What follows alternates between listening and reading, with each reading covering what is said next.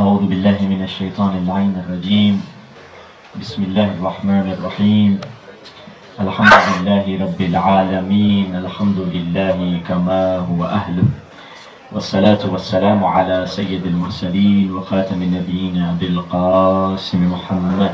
اللهم صل على محمد وآل محمد وآله الطيبين الطاهرين المعصومين، واللعنة دائمة على أعدائهم أجمعين من الآن إلى لقاء يوم الدين. دعاء سرکار امام زمان. اللهم كن لوليك الحجة ابن الحسن صلواتك عليه وعلى آبائه في هذه الساعة وفي كل ساعة وليا وحافظا وقاعدا وناصرا ودليلا وعينا، حتى تسكنه أرضك توعا وتمتعه فيها طويلا برحمتك يا أرحم الراحمين. صلى الله عليه وسلم. اللهم صل على محمد وآل محمد. اللهم صل على محمد وآل محمد. أما بعد، فقد قال الله سبحانه وتعالى في كتابه المجيد وفرقانه الحميد وقوله الحق وهو أصدق الصادقين. بسم الله الرحمن الرحيم. إنما وليكم الله ورسوله والذين آمنوا الذين يقيمون الصلاة ويؤتون الزكاة وهم راكعون. صلوات الله محمد. اللهم صل على محمد وآل محمد. عزیزان محترم، خداوند متعال ولایت کا قرآن مجید میں اعلان کرتے ہوئے کہہ رہا ہے کہ اے مسلمانوں، سب سے پہلے میں اللہ تمہارا ولی ہوں، اور مجھ اللہ کے بعد ہمارے بھیجے ہوئے رسول تمہارے ولی ہیں، اور ہمارے بھیجے ہوئے رسول کے بعد وہ صاحبان ایمان ولی ہیں جو حالت رکوع میں زکوٰۃ دیتے ہوئے نظر آئیں۔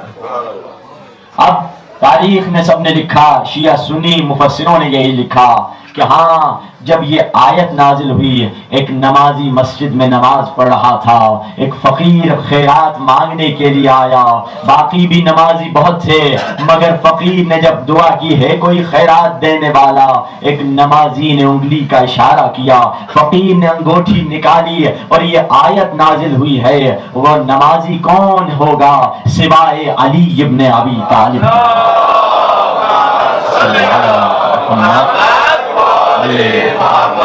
عجل فرجہ۔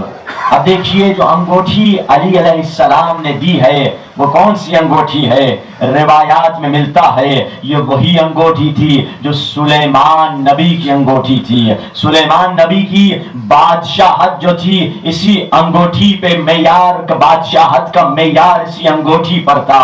ایک مرتبہ سلیمان نبی کی یہ انگوٹھی گم ہو گئی، جب یہ گم ہو گئی دریا میں گر گئی اور گم ہو گئی۔ اب نبی سلیمان کی بادشاہت بھی چلی گئی۔ کچھ عرصے کے بعد کسی مچھلی کے پیٹ سے وہ انگوٹھی ملی، پھر جب واپس انگوٹھی ملی تو بادشاہت بھی واپس آ گئی۔ یعنی یہ وہ انگوٹھی تھی جس کا دار و مدار، ساری سلیمان کی بادشاہت کا دار و مدار اس انگوٹھی پر تھا۔ سلیمان کی ساری بادشاہت کا دار و مدار اس انگوٹھی پر تھا، اور علی نے اس انگوٹھی کو زکوٰۃ میں دے دیا۔ عزیزان محترم، عزیزان محترم، عزیزان محترم، زکوٰۃ 40ویں حصے کو کہا جاتا ہے جس علی نے ساری سلیمان کی بادشاہت، جس علی نے سلیمان کی بادشاہت زکوٰۃ میں دے دی، اس علی کی پوری بادشاہی کیا ہوگی؟ یہ وہ علی ہے جس نے سلیمان کی انگوٹھی زکوٰۃ میں دے دی۔ یہ وہ مقام ہے علی کا۔ تبھی تو ہم کہتے ہیں سچا وارث رسول صرف علی ابن ابی طالب ہیں، اور علی نے اپنے عمل سے بھی ثابت کیا۔ جب یہ 3 خلافتیں گزری، علی کا موقع آیا۔ ایک مرتبہ علی کو لوگوں نے زبردستی کہا کہ میرے آئیے آپ خلیفہ بن جائیے۔ علی نے کہا نہیں، میں وہ نہیں ہوں، میں کعبے کی طرح ہوں، میں خود خلافت کے پیچھے نہیں جاؤں گا، اگر خلافت میرے پاس آئے گی تب بھی شرائط کے بغیر قبول نہیں کروں کروں گا. علی نے شرائط کے بغیر قبول نہیں کیا. اب جو شرائط مانے گئے, ایک مرتبہ علی مسجد نبوی میں داخل ہوئے, ممبر کو دیکھا. ممبر میں جب پہلی خلافت تھی, نبی کے احترام میں وہ ایک سیڑھی نیچے بیٹھ گئے. دوسرا جب آیا وہ ایک سیڑھی اور نیچے بیٹھ گیا. تیسرا جب آیا اور سیڑھی نیچے بیٹھ گیا. ایک مرتبہ علی آئے, پہلی سیڑھی پہ قدم رکھا, دوسری سیڑھی پہ قدم رکھا, تیسری سیڑھی پہ قدم رکھا, وہیں بیٹھے جہاں رسول بیٹھے ہوئے تھے. لوگوں نے دیکھا, آپس میں چمی گوئیاں ہونے لگی کہ یہ کیا ہو گیا, شان رسالت کے خلاف, رسول خدا کے احترام کے خلاف علی نے یہ کیا کر دیا. ایک مرتبہ اللہ کے کانوں نے سن لیا, اذن اللہ نے سن لیا یہ کیا کہہ رہے ہیں. کہا تم کیا کہہ رہے ہو, یہ تو ایک لکڑی کا ممبر ہے, میں تو وہ ہوں جو دوش نبی پہ سوار ہوتا ہوں.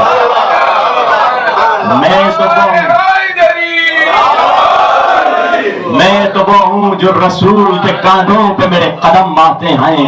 اب کوئی اعتراض کر سکتا ہے کہ یہ کیسی بات ہے کہ رسول کے کاندھوں پر علی کے قدم آ جائیں. بھائی ذرا سمجھنے کی بات ہے, گہرائی کی بات ہے, ڈیپتھ کی بات ہے. مجھے یہ بتا دیجئے, اگر قرآن کو قرآن پہ رکھ دیا جائے, اگر سورت کو سورت پہ رکھ دیا جائے, اگر پارے کو پارے پر رکھ دیا جائے, اگر آیت کو آیت پر رکھ دیا جائے, کیا کوئی گناہ ہے؟ نہیں. کوئی مسلمان یہ نہیں کہے گا. رسول خدا فرما رہے ہیں یا علی انت منی وانا منک, یا علی تو مجھ سے ہے میں تجھ سے ہوں. اور قرآن میں خدا کہہ رہا ہے نفس رسول علی ہیں, یعنی جو رسول ہیں, رسول کی جان علی ہیں. یہ دو نور نہیں, ایک نور دوسرے نور پہ آ گیا.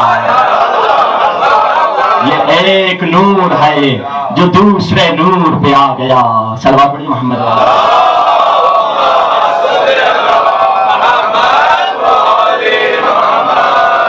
علی کا وہ مقام ہے, علی جمال دو عالم, علی امام الزمن, علی وقار دل و جان, علی بہار چمن, علی عروج فصاحت, علی کمال سخن, علی عرب کے اندھیروں میں حق کی پہلی کرن, علی ضمیر جنو, علی میر کاروان خرد, علی امین رموز رسول, علی امین رموز رسول, علی فکر احد, علی دلیر و بہادر, علی سخی و کریم و اسد, علی ولی سے گریز نہ ہونا خدا کے لیے, علی تو قوت بازو ہے مصطفیٰ کے لیے, علی کا کلام سلونی کے وعدے کو نبھانا, علی کا حسن رب کی خلقت کا شہکار دکھانا, علی کا حسن رب کی خلقت کا شہکار دکھانا. علی ہنسے تو پھٹے دو عالم میں صبح کی روشنی, علی روکے تو نوا خاموشی میں ڈھلتی ہے, علی چلے تو زمانے کی سانس چلتی ہے, علی چلے تو زمانے کی سانس چلتی ہے. علی کا علم کرم گستری میں نبی کا ثانی, علی کا علم صحراؤں میں سمندر کی روانی, علی ہے منزل ادراک آگ ہی کا نشان, علی ہے رونق محفل زمان و مکان, علی کے دم سے دمادم رواں یہ جہاں, علی کے ذکر سے جنت وصول ہوتی ہے, علی کے بغیر کب دعا قبول ہوتی ہے, علی کے بغیر کب دعا قبول ہوتی ہے. اگر طالب ہو نجات ابد کے لیے, علی کو پکار کے دیکھو ذرا تم مدد کے لیے. بھٹک رہے ہو کہاں عاقبت گری کے لیے, علی کا نام ہی کافی ہے راہبری.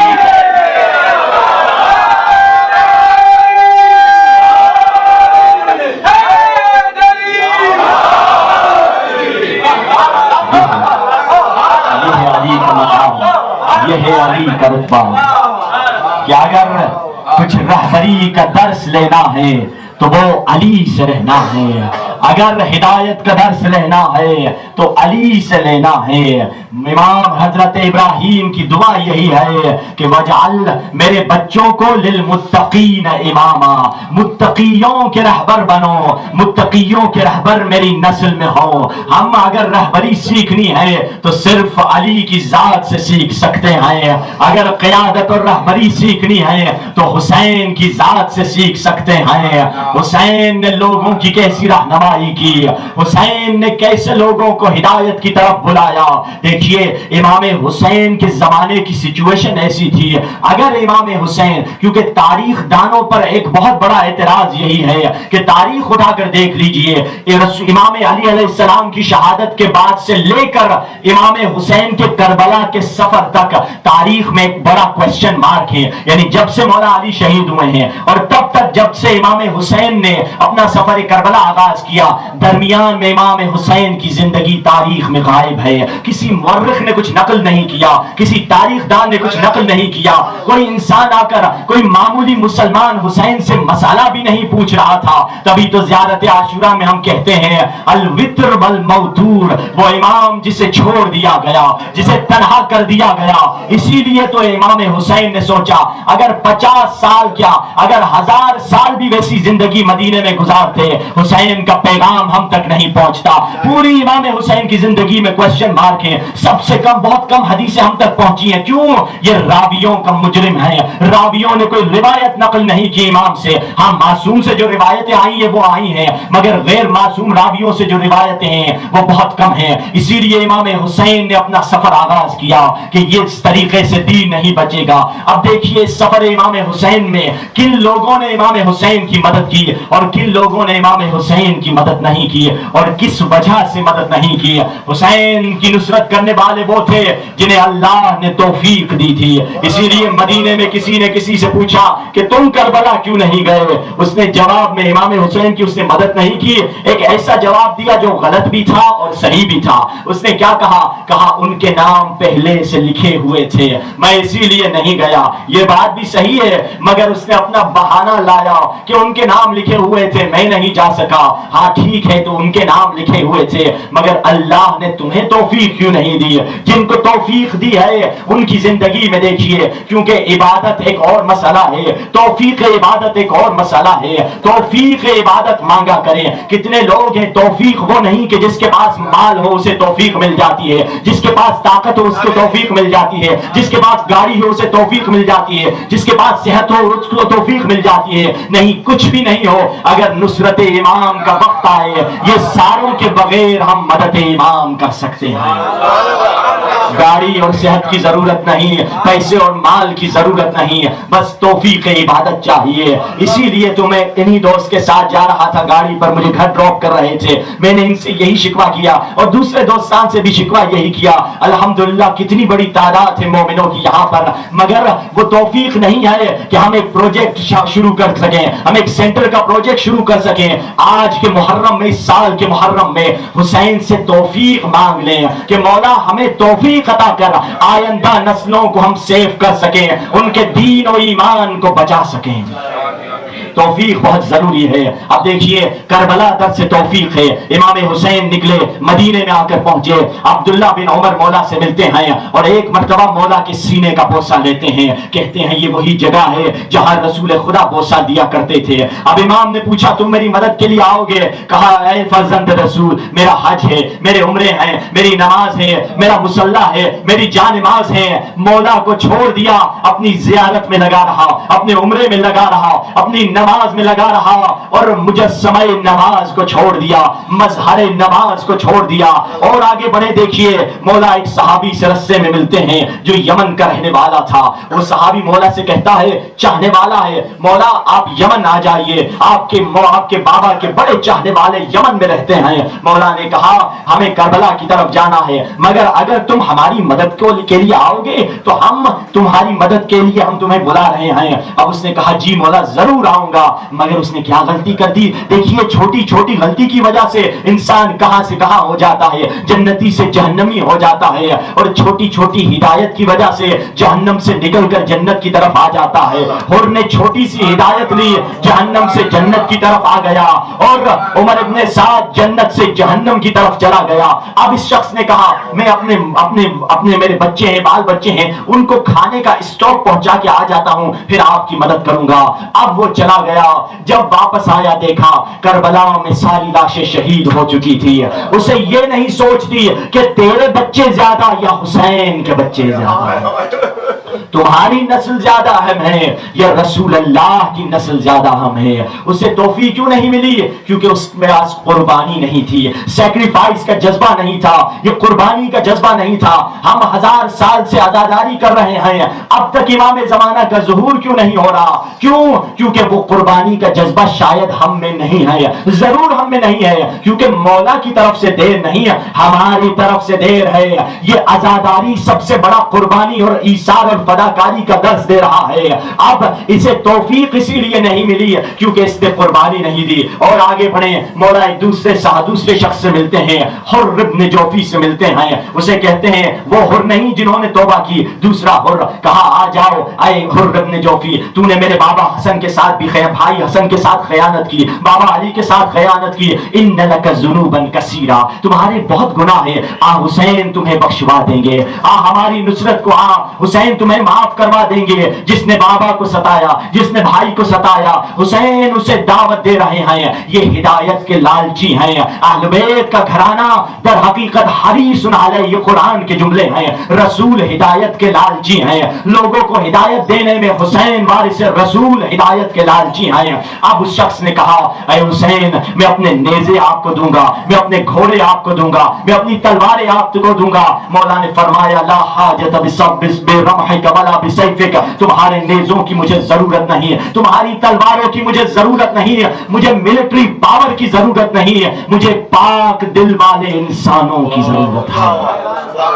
حسین کو کوانٹٹی نہیں چاہیے تھی، حسین کوالٹی چاہتے تھے، چاہے کم ہی کیوں نہ ہو مگر ایسے پاک ہو جو کہیں یا حسین اگر 70 مرتبہ بھی ہمارے بدن کے ٹکڑے کر دیے جائیں اور ہمارے جسم کو جلا دیا جائے اور ہماری مٹی کو ہوا میں اڑا دیا جائے، پھر بھی مٹی سے صدا آئے گی یا حسین یا حسین یا حسین. یہ قربانی کا جذبہ حسین نے دیا ہے. اب دیکھیے توفیق کنہیں ملتی ہے؟ توفیق چند چیزوں سے توفیق ملتی ہے. ایک چیز جس میں حدیث میں ملتا ہے کہ جو شخص اپنی نماز کو وقت میں پڑھتا ہے اسے اللہ ضرور توفیق دیتا ہے. صبح کے وقت فرشتے بلا رہے ہوتے ہیں، اے توفیق والو اٹھو آ جاؤ. اب جو ان فرشتوں کی ندا پہ لبیک کہتا ہے خدا اسے توفیق دیتا ہے. امام زمانہ کی نصرت کی اسے توفیق مل جاتی ہے. دوسری چیز جو حدیثوں میں ملتا ہے جس سے ہمیں توفیق ملتی ہے وہ ہے نعمت ادب. ادب کے ذریعے سے اللہ توفیق عطا کرتا ہے. حر میں کوئی بڑی کوالٹی نہیں تھی، حر کوئی حسین کے پرانے جاننے والے نہیں تھے، مگر حر سے جب حسین نے کہا تیری ماں تیری عزا پہ بیٹھے، ایک مرتبہ سر اٹھایا، آنکھیں جھکا دی. مولا آپ کی والدہ سوائے درود و سلام کہ ان کے لیے کچھ کہا نہیں جا سکتا. یہ حسین نے دیکھ لیا کہ اس میں ادب ہے، اسے ادب جہنم سے نکال کے جنت کی طرف کھینچ لائے گا. اور یہی ہم اپنے بچوں کو سکھائیں. لا میراث کل ادب. اپنے بچوں کو اگر میراث ورثے میں کچھ چھوڑنا ہے، بینک اکاؤنٹ ورثے میں صرف چھوڑنا نہیں ہے، گھر اور گاڑی صرف ورثے میں نہیں چھوڑنا، ورثے میں ادب بچوں کو سکھا کے جائیے. اور اس سے بڑھ کر حدیث میں ہے اس سے بڑھ کر کوئی میراث نہیں ہے، اس سے بڑھ کر کوئی ورثہ نہیں ہے. اور یہی ورثے میں ام البنین عباس کو دے کے گئی تھی. اللہ اللہ ادب کے خدا کو عباس کہتے ہیں. کیسا ادب عباس کا، کیسی تربیت عباس کی. اللہ اللہ اس ماحول میں اگر تربیت سیکھنی ہے تو بی بی ام البنین سے سیکھیے. بی بی ام البنین کوئی معصومہ نہیں تھی.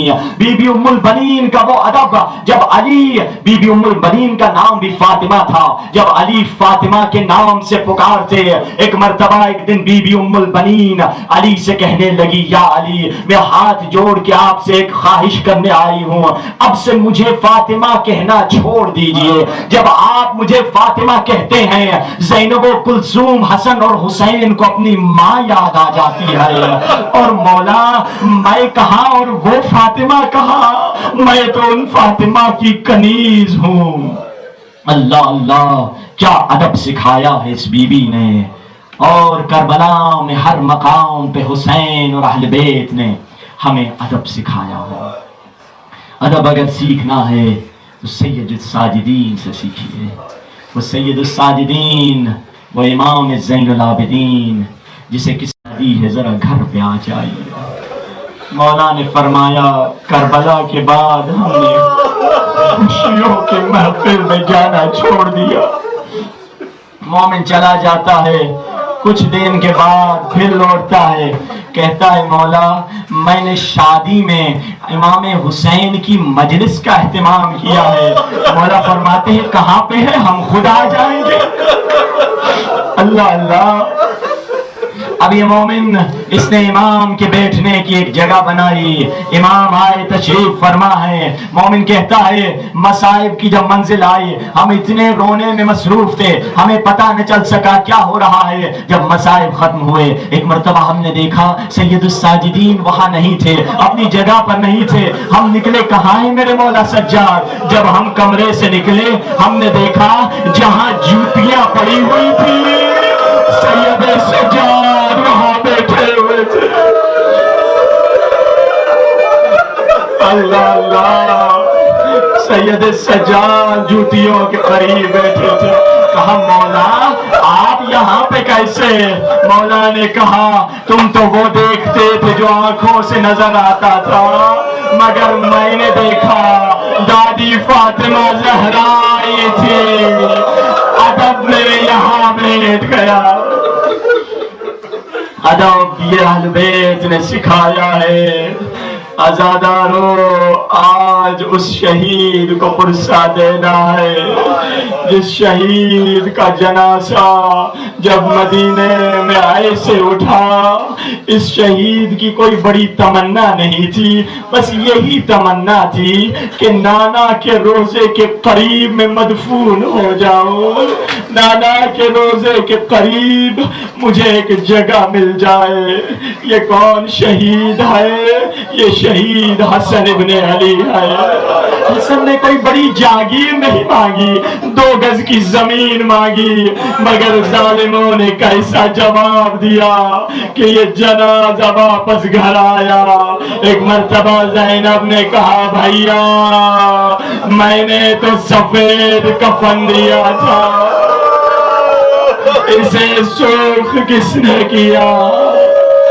آزادارو یہ اس موقع پر حضرت قاسم کی عمر 3 برس تھی۔ حضرت قاسم دیکھ رہے ہیں بابا کی مصیبتیں دیکھ رہے ہیں۔ شاید امام حسین نے کہا زینب جتنا رونا ہے رو لو، جتنا ماتم کرنا ہے کر لو، یہاں کوئی روکنے والا نہیں، یہاں کوئی تماچے مارنے والا نہیں، مگر کربلا میں جب بھائی پہ گریا کرو گی کوئی رونے نہیں دے گا۔ عزادارو 9 محرم کی رات ہے، 10 کی شب ہے، امام حسین عبادت میں مصروف ہیں۔ ایک مرتبہ امام حسین نے محسوس کیا کہ حسین کے پاؤں بھیگ رہے ہیں، پلٹ کے دیکھا، کیا دیکھا کہ بھائی حسن کی نشانی قاسم کے آنسو پاؤں پہ ٹپک رہے ہیں اور سر چچا کے قدموں پہ ہے۔ کہا بھائی کی آخری نشانی، اے قاسم تجھ سے حسن کی خوشبو آ رہی ہے، اس رات کے وقت یہاں کیسے آ گئے؟ کہا چچا جان اماں سے کچھ ایسی باتیں ہوئی جس کی وجہ سے میرا دل گھبرا رہا ہے۔ اماں مجھے کہتی ہے کل 10 محرم کا دن ہے، کل شہادت کا دن ہے، بیٹا میں سید زادی نہیں ہوں، بیٹا میرے دودھ کی لاج رکھنا، اگر گھبرا جاؤ لوگ یہ کہیں گے ماں کی دودھ کا اثر تھا۔ مولا یہ پوچھنے آیا ہوں کیا کل کے شہید ہونے والوں میں میرا نام بھی ہے؟ 13 برس کا جوان شہادت کی تمنا لیے آ رہا ہے۔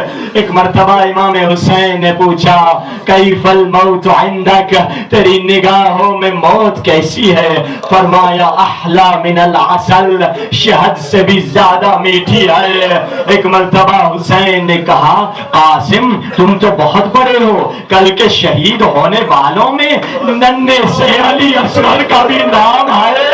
قاسم نے جب یہ سنا ہاشمی خون جلال میں آیا، ایک مرتبہ انگڑائی لے کر کھڑے ہوئے، بندے قبا ٹوٹے، کہا مولا کیا یہ بے حیا فوج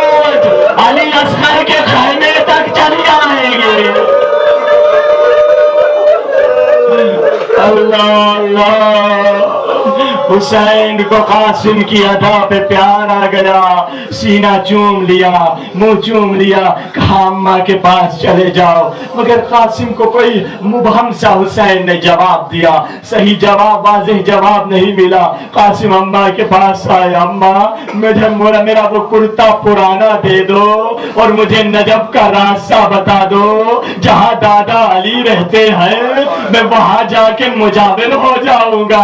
چچا تو مجھے نہیں کہتے کہ کل شہید ہونے والوں میں میرا نام بھی آئے۔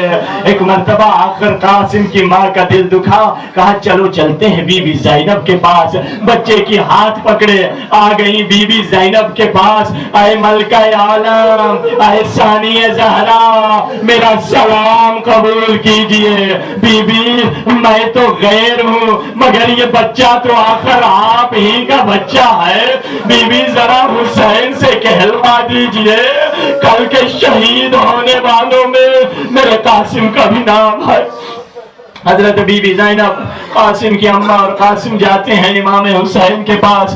امام حسین جیسے دیکھتے ہیں بھابھی آ رہی ہے، ایک مرتبہ احترام میں کھڑے ہوتے ہیں۔ اب قاسم کی اماں آگے بڑھتی ہیں، فرماتی ہے اے رحمت للعالمین کے نواسے، تیرے بھائی حسن کی بیوہ تجھ سے بھیک مانگ رہی ہے، اماں زہرا کی چادر کے صدقے میں مجھے بتا دے کیا کل میری قربانی قبول ہوگی؟ حسین نے فرمایا بھابھی نہ گھبرائیے، کل جتنی آپ کی قربانی قبول ہوگی اتنی کس کی قبول نہیں ہوگی۔ اب آزادارو 10 محرم کا دن آیا، قاسم بار بار اجازت لے رہے ہیں، مقتل کے جملے ہیں، علی اکبر نے اجازت لی تو فوراً اجازت دے دی، مگر قاسم بار بار آ رہے ہیں۔ حسین کہتے ہیں تم تو حسن کی نشانی۔ اب ایک مرتبہ یہ مقتل کے جملے ہیں، قاسم کو حسین نے اپنے سینے سے لگایا، اتنا گریہ کیا، اتنا گریہ کیا، فغشیا علیہما، دونوں چچا بھتیجے بے ہوش ہو گئے۔ آزادارو ایک مرتبہ قاسم کو حسین نے گھوڑے پہ سوار کرایا، قاسم اتنے چھوٹے تھے سینے پہ ذرا نہیں پہن سک رہے تھے، بغیر ذرا کے گئے۔ حمید ابن مسلم کہتا ہے میں نے دیکھا ایک 13 برس کا جوان ہے جسے میدان میں جانے کی اتنی جلدی ہے، پاؤں کے جوتیوں کے تسمے بھی نہیں باندھے، جلدی سے شہادت کی طرف جا رہا۔ آزادارو حسین خاک کے ٹیلے پہ بیٹھ گئے، قاسم کو دیکھ رہے آئے، زینب خیمے کے در پہ کھڑی آئے، حسین کو دیکھ رہی آئے، قاسم کی ماں مصلی عبادت پہ بیٹھی آئے، زینب کو دیکھ رہی آئے، یہ نظروں کا پار بنا ہوا ہے۔ جب قاسم کسی کو فنار کرتے حسین مسکراتے، جب حسین مسکراتے زینب خوش ہوتی، جب زینب خوش ہوتی قاسم کی ماں شکر کرتی۔ اب آزادارو ایک مرتبہ قاسم عمر ابن سعد کے قریب جانے والے تھے، عمر ابن سعد نے ایک دلیر سے کہا جا اس کی ماں کو اس کے غم میں رلا۔ اب ظالم نے جو پیچھے سے حملہ کیا، قاسم گھوڑے سے زمین پہ گرے، حسین خاک کے ٹیلے سے گرے، زینب خیمے کے در سے گرے، قاسم کی ماں سجدہ شکر میں گرے۔ یا رب تیرا شکریہ، میری نیک کمائی نیک راہ میں خرچ ہوئی۔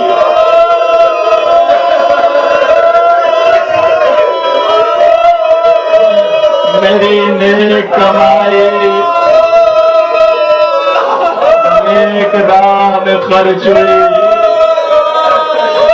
خدا کوئی غم نہ دے سوائے غم حسین کے۔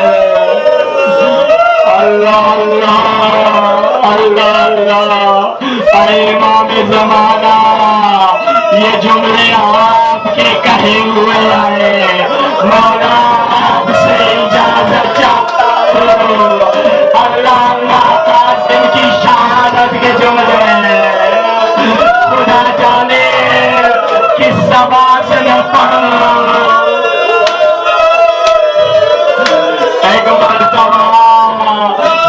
हुसैन ने चाहा कासिम के दुश्मन को कत्ल करे, कासिम के दुश्मन ने यजीदियों को मदद के लिए बुलाया। अब एक मर्तबा ज़ादारो अजीब भगदड़ मच गई।